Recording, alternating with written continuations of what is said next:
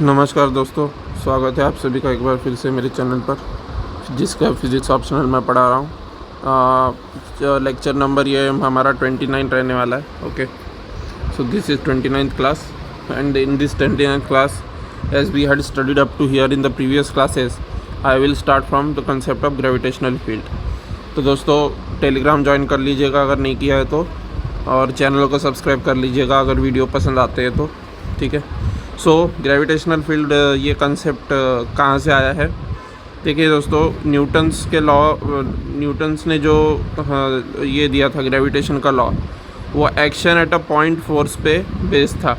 Action at a point force मतलब जैसे ये every action has an equal and opposite reaction, ठीक है ना।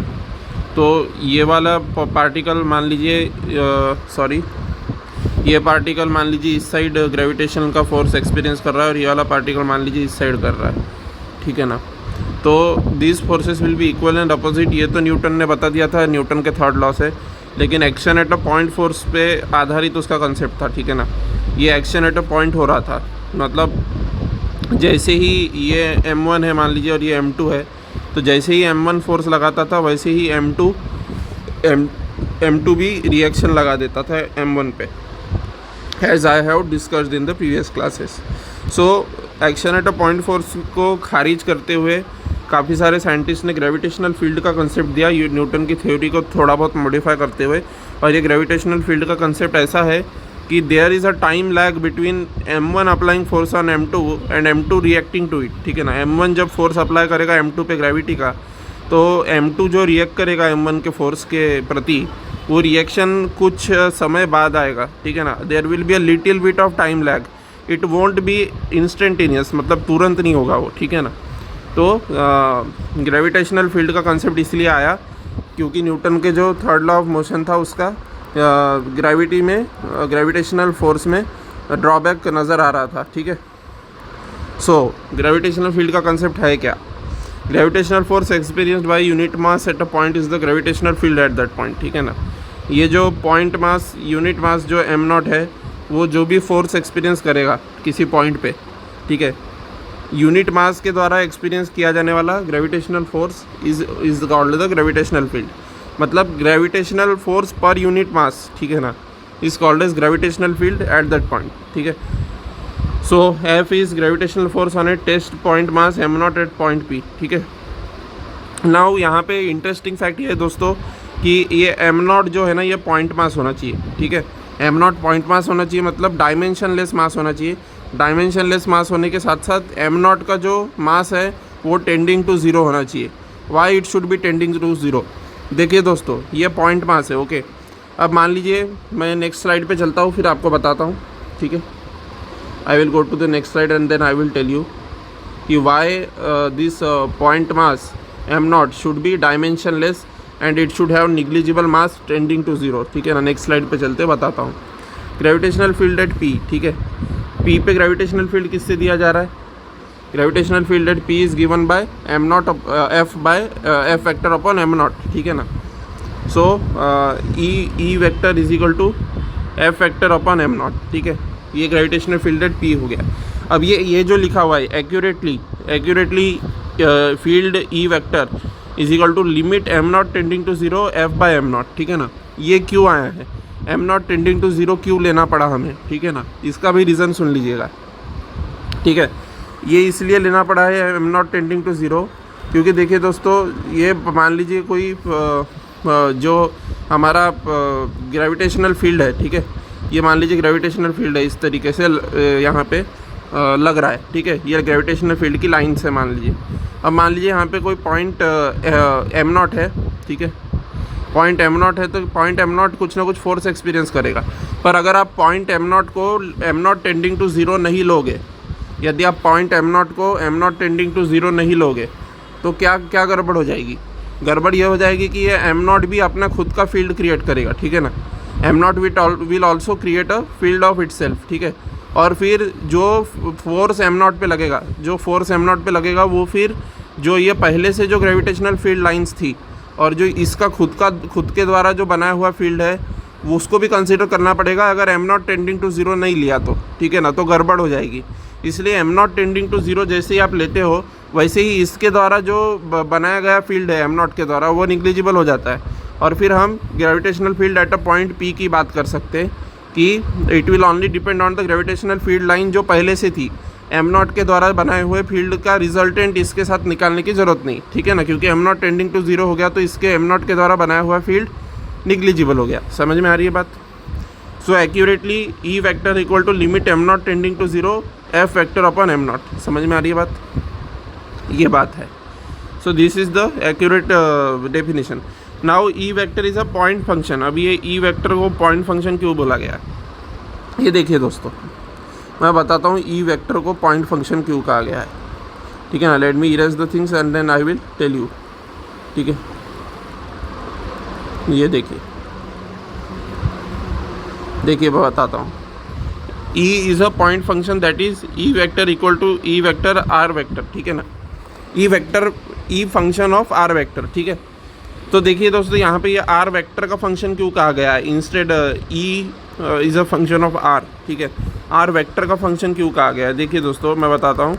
इसके पीछे बहुत सरल रीज़न है कि जब आपका जो फील्ड होगा, ठीक है, ये देखिए, मान लीजिए ये कोई पॉइंट है, ठीक है, ये मान लीजिए कोई मास m है, ये मान लीजिए फील्ड क्रिएट कर रहा है, ठीक है ना। So this will create field in all directions, ठीक है। ये डायरेक्शन में, ये डायरेक्शन में, ये डायरेक्शन में, ये डायरेक्शन में, इस तरीके से सेंट्रल फोर्स वाला फील्ड बनाएगा। ऑलवेज मैंने बताया था कि gravitational force is a central force. तो जो फील्ड ये बनाएगा, मास m जो फील्ड बनाएगा, this will always be directed towards it, ठीक है ना।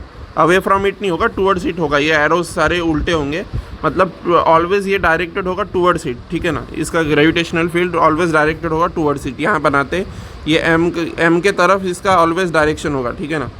अब देखिए दोस्तों, m के तरफ ऑलवेज अगर ग्रेविटेशनल फील्ड लाइंस की डायरेक्शन होगी तो ऑब्वियस सी बात है कि आर वेक्टर का फंक्शन होगा ई फील्ड।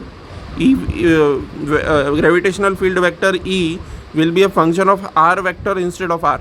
क्योंकि देखिए दोस्तों, अगर आर का फंक्शन बना देते हो तो इक्वल डिस्टेंस यदि आप लोगे, यहाँ इक्वल डिस्टेंस का स्पीयर ले लेते हो आप, ठीक है ना, और आर रेडियस का स्पीयर ले लेते हो, तो फिर तो हर जगह जो है फील्ड एक ही हो जाएगा। लेकिन आप जानते हैं कि field is a vector.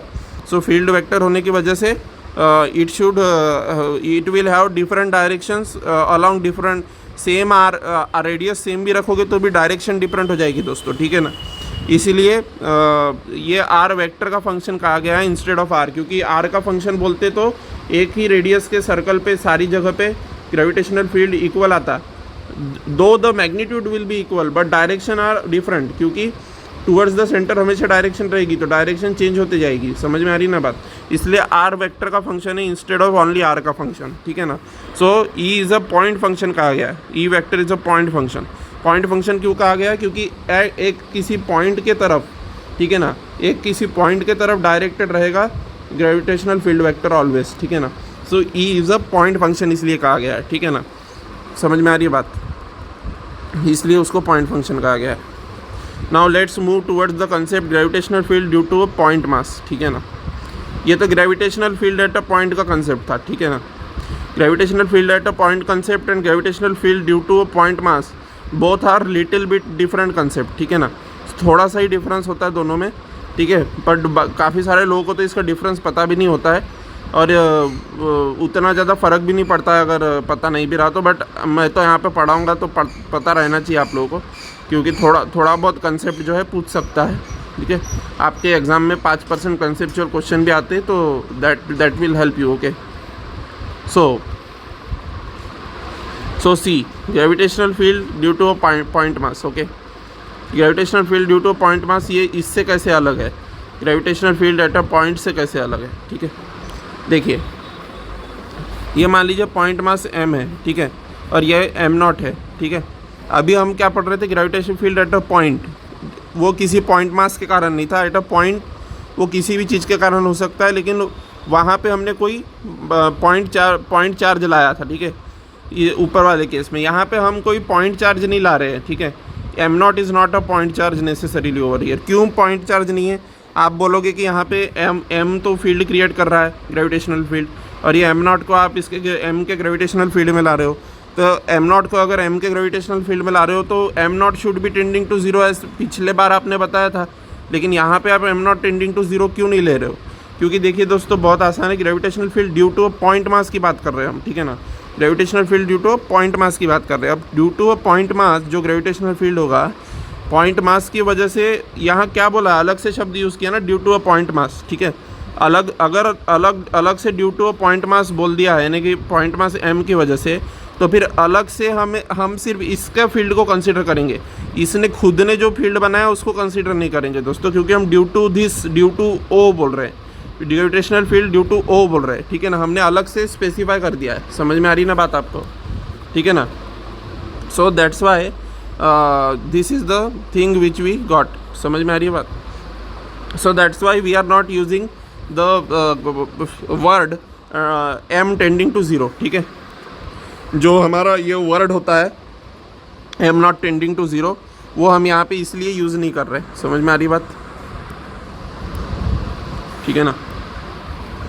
So gravitational field due to point mass, m is source of field. M जो है पॉइंट मास, एम ये सोर्स है फील्ड का। एम नॉट जो है वो टेस्ट मास है। ओ पी जो है ये पोजीशन वेक्टर है पॉइंट पी का relative to point O.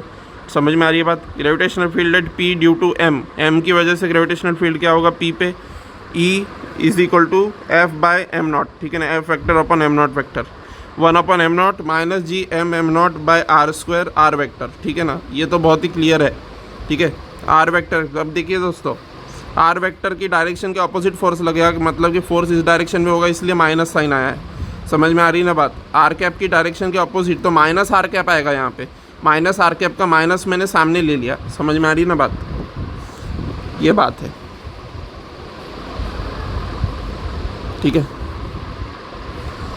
So O P जो है आर वेक्टर है, position vector of point P relative to O. Gravitational field at P due to m will be E vector equal to F vector upon m not, ठीक है ना, क्योंकि force per unit मास यानी field होता है। Then 1 upon m not, यहाँ पे m not tending to zero क्यों नहीं लिया बता चुका हूँ मैं, क्योंकि यहाँ पे हम only due to O consider कर रहे हैं, ठीक है ना। इसलिए हमको एम नॉट के द्वारा बनाए हुए फील्ड का रिजल्टेंट निकालने की ज़रूरत नहीं है। पिछले वाले एग्जाम्पल में हम gravitational field at a point निकाल रहे थे, ड्यू टू पॉइंट मास नहीं निकाल रहे थे। देखिए आप पीछे जाके, due to a point mass शब्द का प्रयोग नहीं किया है, ठीक है ना। Due to a point mass शब्द का प्रयोग नहीं किया है इसमें, ओनली एट अ पॉइंट बोला गया है, ठीक है। एट अ पॉइंट कहा गया है, ड्यू टू पॉइंट मास नहीं कहा गया है। अब यहाँ पे हम ड्यू टू पॉइंट मास कह रहे हैं अगले वाले एग्जाम्पल में, ठीक है ना। अगले वाले एग्जाम्पल में ड्यू टू पॉइंट मास कह रहे हैं, तो ड्यू टू पॉइंट मास कर रहे हैं तो हमने एक्सप्लिसिटली मेंशन कर दिया कि ड्यू टू ओ, ठीक है ना।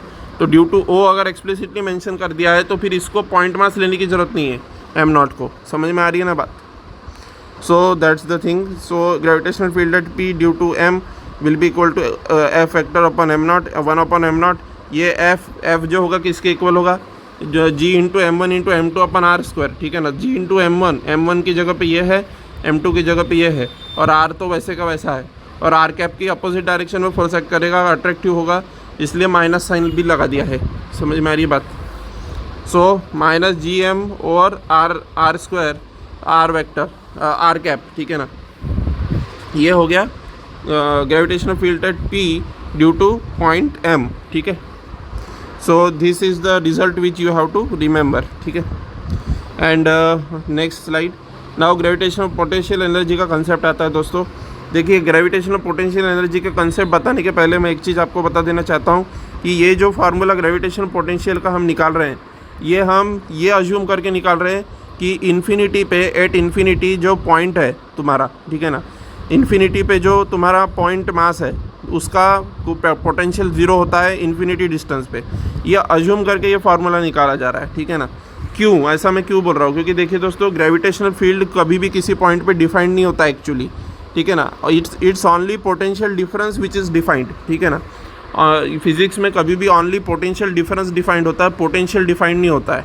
पर हमको पोटेंशियल भी डिफाइन करना होता है, तो हम क्या करते हैं, इन्फिनिटी के रेफरेंस में पोटेंशियल निकालते हैं। ऐसा अज्यूम करके चलते हैं कि इन्फिनिटी डिस्टेंस पे जो हमारा पॉइंट मास है उसका पोटेंशियल ज़ीरो होगा। अगर इन्फिनिटी डिस्टेंस पे पोटेंशियल ज़ीरो होगा तो this formula will be valid. Now I will explain this formula, okay. So this formula has been derived taking not derived, I have not derived it over here, I will derive it later, ठीक है ना. And some ये PYQ में पूछा भी नहीं गया है कि इसको डिराइव करो करके, ठीक है ना, क्योंकि इसका डेरिवेशन शायद हमारे कोर्स में नहीं है, ठीक है. तो इसलिए मैं बता रहा हूँ, क्योंकि मैंने आपको पहले ही बताया था कि न्यूटन के जो ग्रेविटेशन की थ्योरी है वो पूरी की पूरी हमारे सिलेबस में नहीं है, ठीक है ना, ये मैं आपको बता चुका हूँ, ठीक है ना. So that's Y gravitational potential energy का जो कंसेप्ट है हम बिना प्रूफ के पढ़ रहे हैं, ठीक है ना. आपको इसका प्रूफ भी मिल जाएगा BSc की बुक्स में, but that is not important for us. That's why I am not wasting my time over here, ठीक है ना. पर जब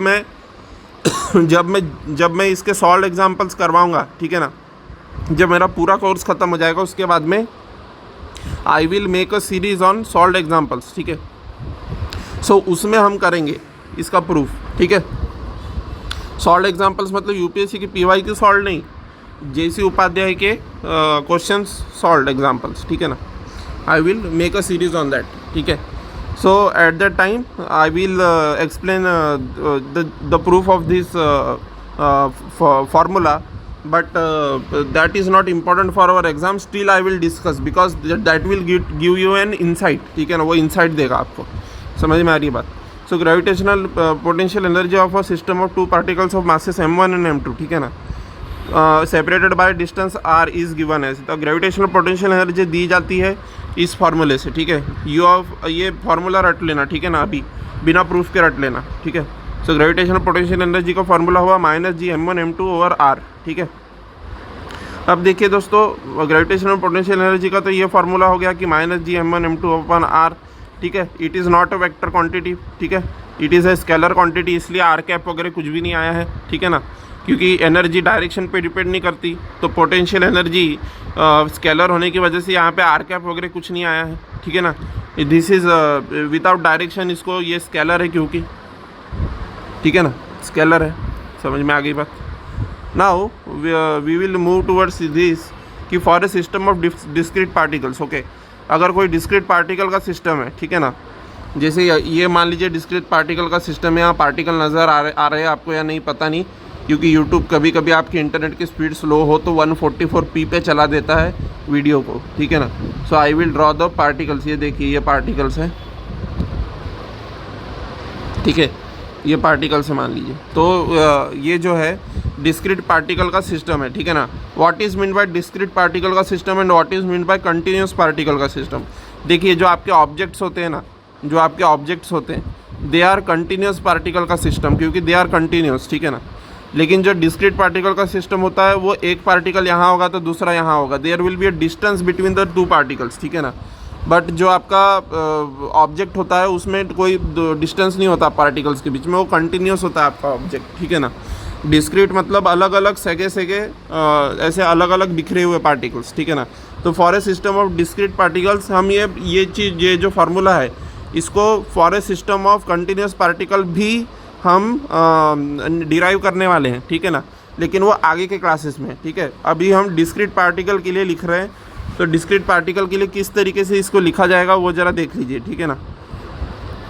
तो देखिए for a system of discrete particles u equal to half of summation i not equal to j uij equal to half of summation i not equal to j minus जी.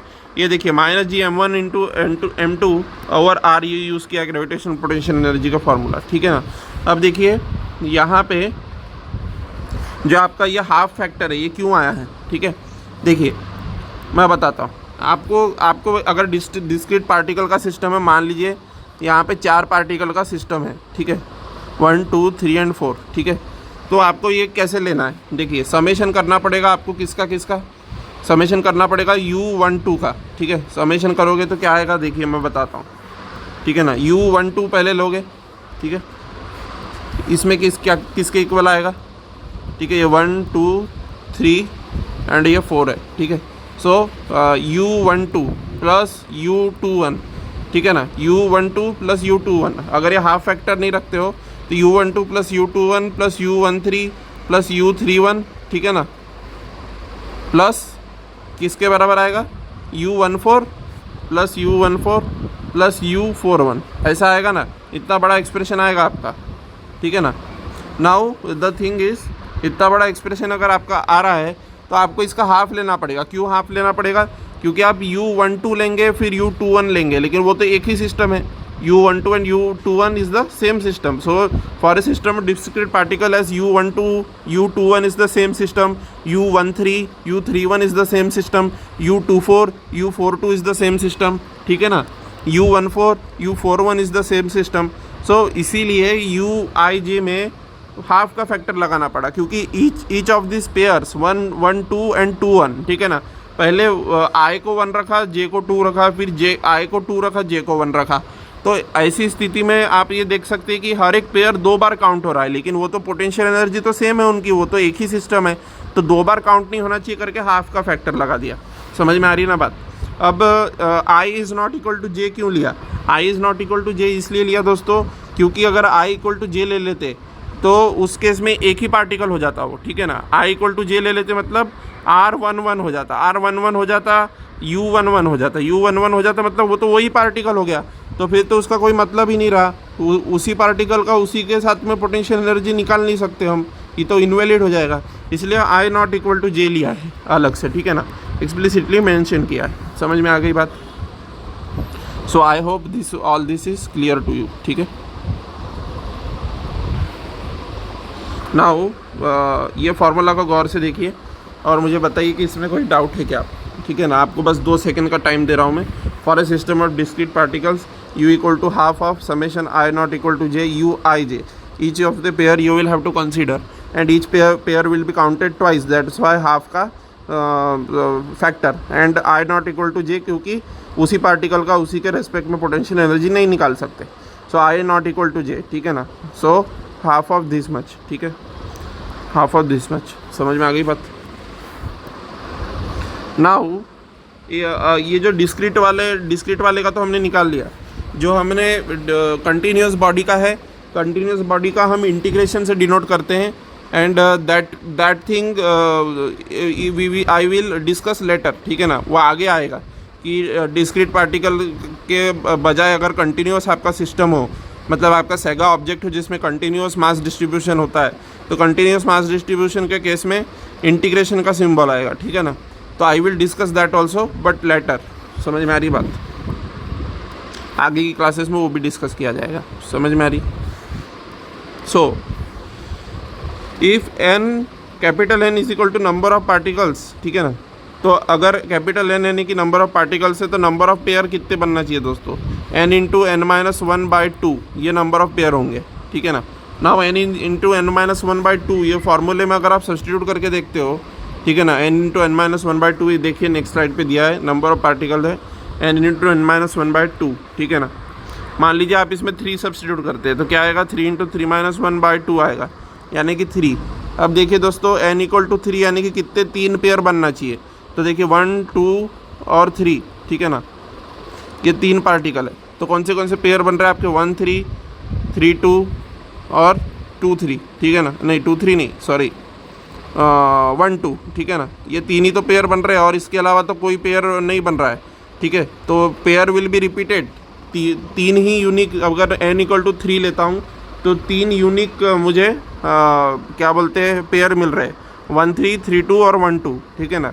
1, 3, 3, 2 और 1, 2 ये 3 ही unique pair मिल रहे हैं मुझे।